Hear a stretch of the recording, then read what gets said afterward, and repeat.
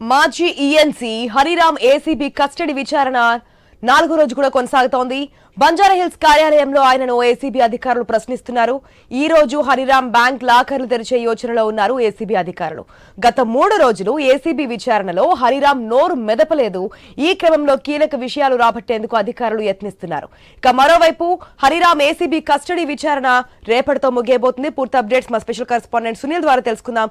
సునీల్, 3 రోజుల నుంచి విచారణలో ఎటువంటి ఇన్ఫర్మేషన్ చెప్పట్లేదు హరిరామ్ అని చెప్పి తెలుస్తోంది. ఈ రోజైన ఇన్వెస్టిగేషన్ లో ఏదైనా డీటెయిల్స్ బయట పెట్టే అవకాశం ఉందా?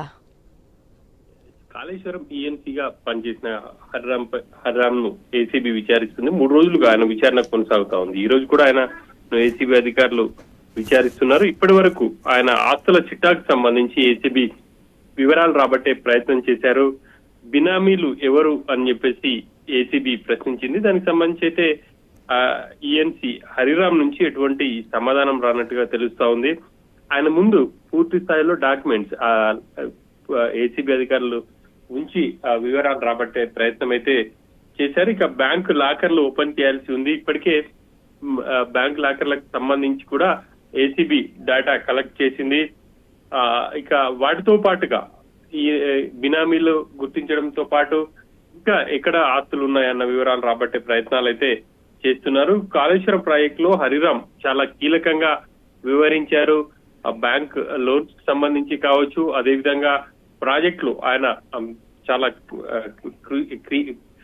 క్రియాశీలకంగా ఉండి ఉన్నారు.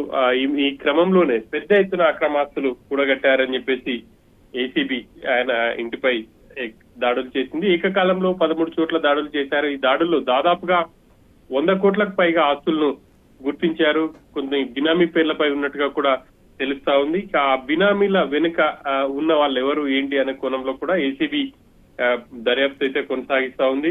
ఈ రోజు కూడా ఏసీబీ అధికారులు విచారించబోతున్నారు.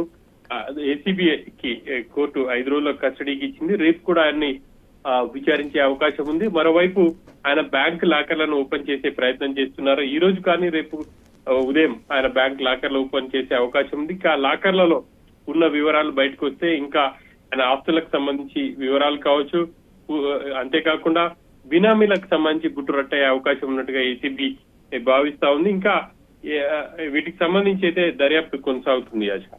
Right Sunil, thanks for the update.